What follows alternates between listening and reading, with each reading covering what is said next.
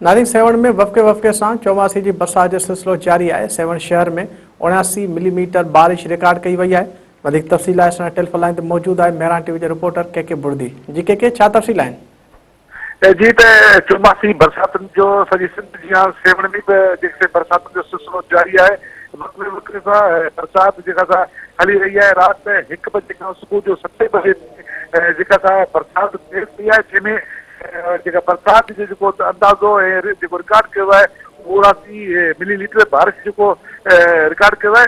जॾहिं तव्हांखे ॿुधाईंदो त सुबुह ताईं वॾे पानी हेठा इलाइक़ा उते पानी थी वियो। जॾहिं त म्यूनिसिपल ॿिए इदारा उन्होंने झटकी फौरी तौर बरसात जो पानी निकाल करे छॾियो आहे।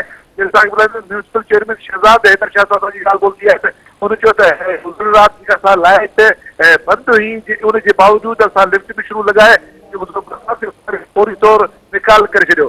जॾहिं डिप्टी कमिश्नर गज़ल कादरी अॼु सुबुह जो बरसात जे पानी जे निकाल इलाइक़नि जो दौरो कयो ऐं हुन हिदायतूं कयूं त बरसात जो पानी फौरी तौर जिते जिते पिटल आहे उहो निकाल कयो वञे, जीअं त माण्हुनि जे अंजनि में सूरत में इज़ाफ़ो न थी सघे।